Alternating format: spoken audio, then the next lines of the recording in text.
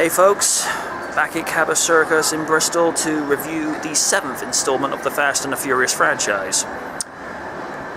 This one is going to be a little bit bittersweet, purely because this will be the last time we ever see Paul Walker as Brian O'Connor. Pretty much is the synopsis that we knew from the end of Fast 6. This one is purely out for revenge and retribution for what happened to Han at the end of Fast and Furious 3 Tokyo Drift, and we see Jason Statham being added to the franchise, and we see all the crew coming back along with The Rock as Agent Hobbs. Going to be interesting to see how they pull this one off. In about 2 hours, you'll know. Later.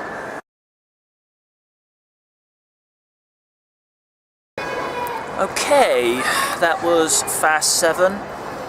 All I'm going to say is, considering that Paul Walker sadly passed away during the filming of this movie, what they were able to complete without him and having to do like a digital composite of his face onto his brother Cody, I think it is, I say they accomplished everything they set out to achieve with this movie. The writing, the pacing of this movie was decent. It gave you appropriate places where you had time to breathe and soak in a little bit more of the plot, but most of it is just boom, boom, boom, boom, and kept the adrenaline and the pacing of the movie going.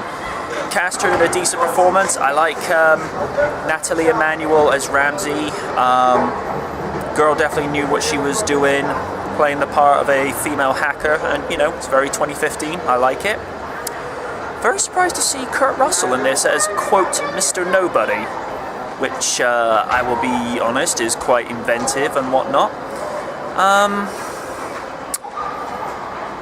The other lead villain, didn't expect him to be in this movie. I think last time I saw him, he was one of the Na'vi in 2009's Avatar. It's probably how long it's been since I've seen him in a movie.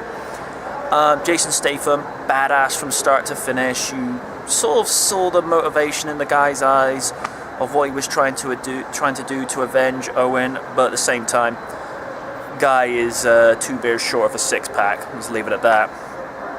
Score was decent, really added to the suspense and the intensity of what is essentially a revenge movie for all intents and purposes. I like the ending, where the movie feels as though it's kind of breaking the fourth wall, and it's the cast saying goodbye to Paul. I really like the ending. It's kind of touching because when you hear Vin Diesel's words in the narration, this is no longer Dominic Toretto, this is Vin Diesel talking about Paul Walker, whom he considered a brother in real life, and it just ends like that. Just the two of them symbolically saying goodbye to each other, and it was a beautiful thing. I'm glad they were able to pull the movie off, and this is just my own personal opinion. I think the Fast and the Furious franchise should just be left alone now. You know, they accomplished what they set out to do, and they did it flawlessly. So for this one, grade A awesome, all the way.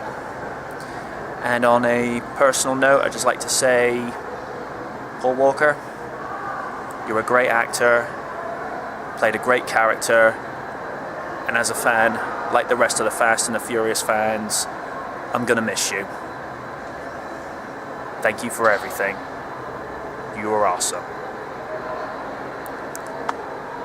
And that's it.